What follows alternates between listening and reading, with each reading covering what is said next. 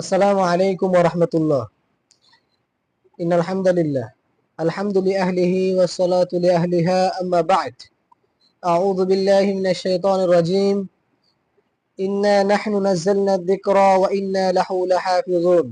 সমস্ত প্রশংসা রব্বুল আলামিনের জন্য, যিনি আমাদেরকে কুরআন নামক নিয়ামত দান করেছেন। এজন্য এই নিয়ামতের শুকরিয়া আদায় করা।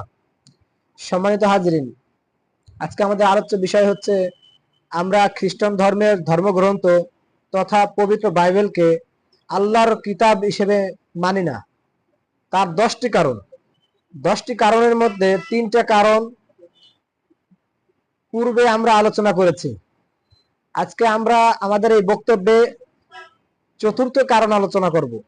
তবে আমি পূর্বে 3টে কারণ আবার রিপিট করতেছি। প্রথম কারণ বলছিলাম যে তাদের যে ধর্মীয় কিতাব, ধর্মীয় গ্রন্থ পবিত্র বাইবেল, এই বাইবেলের মধ্যে তাদের নামকে পরিবর্তন করেছেন।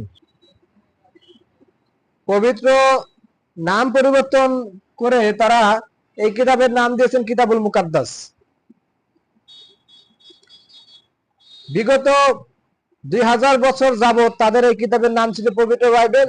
2000 বছর পরে এসে তাদের এই কিতাবের নামকে পরিবর্তন করে কিতাবের নাম দিয়েছে কিতাবুল মুকাদ্দাস। তবে এই নামের পরিবর্তনের কারণও বটে একটা আছে। সেই কারণ হলো তারা তো যেহেতু সাধারণ সরলমূলা মুসলমানদেরকে খ্রিস্ট ধর্মের দাওয়াত দেয়, তাদেরকে ধর্মান্তরিত করে, তারা সহজে পবিত্র বাইবেলকে মেনে নেয় না। তারা যাতে সহজে পবিত্র বাইবেলকে মেনে নেয়, এই কারণে এই পবিত্র বাইবেলের নামকে পরিবর্তন করে কিতাবুল মুকাদ্দাস নাম দিয়েছে। এটা ছিল 1 নম্বর কারণ। দ্বিতীয় কারণ হলো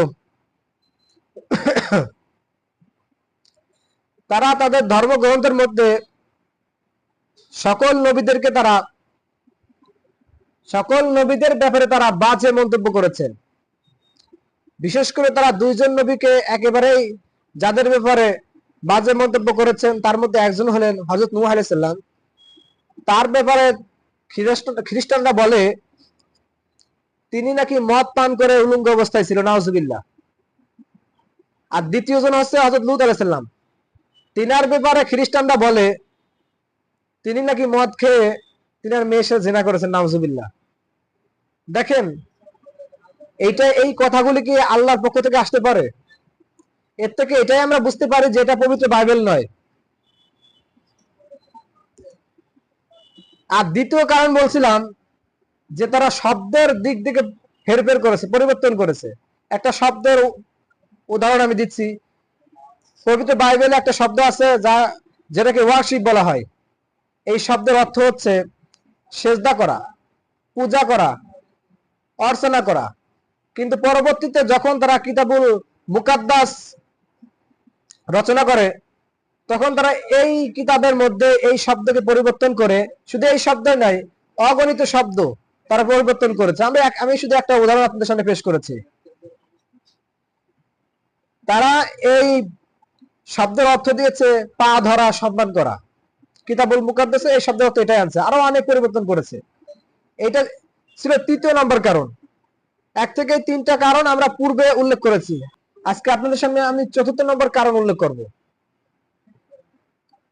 4র্থ নম্বর কারণ হলো এই যে আমাদের সামনে পবিত্র বাইবেল গ্রন্থটি, এই গ্রন্থ কি ঈসা আলাইহিস সালামের উপরে বা ওই সময় লেখা হয়েছে না কবে? এইটা আছে আমাদের আলোচ্য বিষয়। অর্থাৎ আমার হাতে যে কিতাবটি দেখছেন, এই কিতাব ঈসা আলাইহিস সালামের সময় লেখা হয়নি। এই কিতাব লেখা হয়েছে ঈসা আলাইহিস সালামের মৃত্যুর 1.5 থেকে 200 বছর পরে। আপনারাই বলুন, যদি ধর্মীয় গ্রন্থ যার উপরে নাজিল হয়েছে তার 200 বছর পরে যদি লেখা হয়, তাহলে এই ধর্মীয় গ্রন্থের মধ্যে কতটুকু সত্য কথা থাকতে পারে? আপনারা যদি এই পবিত্র বাইবেল পড়েন শুরু থেকে শেষ পর্যন্ত, তাহলে বুঝতে পারবেন যে এই পবিত্র বাইবেলের মধ্যে পুরাটাই বানোয়াট, তাদের মন গড়া কথা লেখা। তবে আমি সংক্ষিপ্ত আকারে একটা বিষয় আপনাদেরকে জানান দিতে চাই। সেই বিষয়টা হলো এই যে এই গ্রন্থের, এই কিতাবের মধ্যে 2টা ভলিউম আছে। একটাকে আমরা বলি পুরাতন নিয়ম, আর দ্বিতীয়টা হচ্ছে নতুন নিয়ম। পুরাতন নিয়ম হচ্ছে মুসা ইসলামের ইহুদি তথা ইহুদিদের, আর নতুন নিয়ম এটা হচ্ছে খ্রিস্টানদের। তো এই নতুন নিয়মের মধ্যে আবার 27টা পুস্তক রয়েছে। এই পুস্তক নিয়ে তাদের মধ্যে আবার মতভেদ রয়েছে। আপনারাই বলেন, ধর্মগ্রন্থ নিয়ে কি কোনো মতভেদ থাকে? কিন্তু তাদের এই নতুন নিয়মের মধ্যে যে কত মতভেদ রয়েছে, কেউ বলে 40টা পুস্তক, কেউ বলে 100টা পুস্তক, কেউ বলে 27টা পুস্তক, কেউ বলে 22টা পুস্তক। এত যদি মতবিরোধ থাকে, এর থেকে আমরা বুঝতে পারি যে এটা আসল কিতাব নয়, যার কারণে এই পবিত্র বাইবেলকে আমরা আল্লাহর পবিত্র কিতাব হিসেবে মানি না। আপনার সম্মানিত হাজরিন, আপনারা যদি এই কিতাবকে পড়েন শুরু থেকে শেষ পর্যন্ত, তাহলে বুঝতে পারবেন যে এই কিতাব কোনো নবীর উপর আল্লাহ তাআলা নাযিল করতে পারেন না, কারণ এর মধ্যে পুরোটাই বানোয়াট। সম্মানিত হাজরিন, আবার আখেরি দেওয়া থাকবে যে আপনারা এই কথাগুলো নিয়ে চিন্তা করুন, ফিকির করুন, গবেষণা করুন, তারপরে ইসলামের সাথে আসার চেষ্টা করুন। সম্মানিত হাজরিন, আমি আমার বক্তব্যের মধ্যে, আমি আমার খুতবার মধ্যে যে আয়াতখানা আপনাদের সামনে তেলাওয়াত করেছিলাম, আয়াতটি হলো এই, ইন্না নাহনু নাযালনা যিকরা ওয়া ইন্না লাহু লাহাফিজুন। এই আয়াতে কারিমার মধ্যে রব্বুল আলামিন বলেন যে আমি এই কুরআনুল কারীমকে অবতীর্ণ করেছি এবং এটার দায়িত্ব আমিই নেব।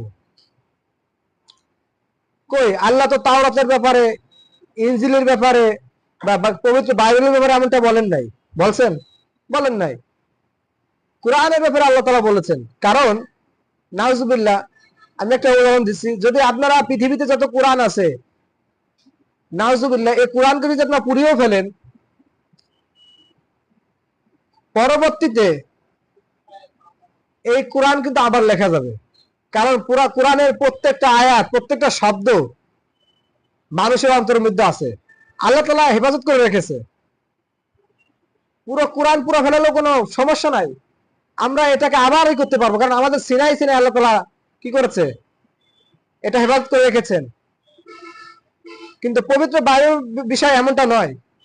তারা যে পরিবর্তন করেছে, সে পরিবর্তন আসলে মানার যোগ্য নয়।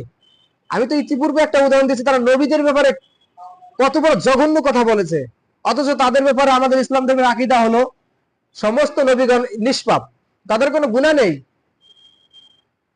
এবং আমাদের যে ইমানের রোকন রয়েছে 6টি, সেই 6টি রোকনের মধ্যে 2টি হচ্ছে যে সমস্ত নবীদের উপর ঈমান আনা, এবং দ্বিতীয় হচ্ছে রোকন হলো এই নবীদের উপর যত কিতাব নাযিল হয়েছে সমস্ত কিতাবকে বিশ্বাস করা। আমাদের ইমানের 6টা রোকনের মধ্যে 2টা হলো নবীদের, পূর্ববর্তী নবীদের ব্যাপারে, তাদের কিতাবের ব্যাপারে। অথচ এর বিপরীতে খ্রিস্টান ধর্মে যারা আছে, তারা নবীদের ব্যাপারে কত বড় খারাপ মন্তব্য করে তা আপনারা চিন্তা করছেন?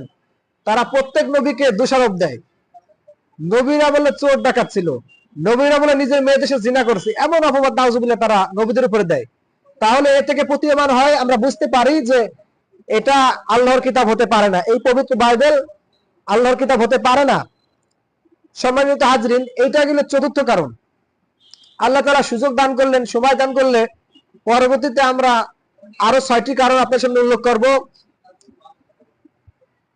আল্লাহ তাআলা আমাদেরকে যে 4টি কারণ আমি উল্লেখ করলাম, এই 4টি কারণ অনুযায়ী এই পবিত্র বাইবেলকে ভালোভাবে বুঝা এবং শোনার তৌফিক দান করেন, এবং চিন্তা ফিকির করার তৌফিক দান করেন, যাতে করে আমরা ইসলাম ধর্মের মধ্যে একটি নিয়ামতে আসতে পারি, যে ইসলাম ধর্ম শান্তির ধর্ম।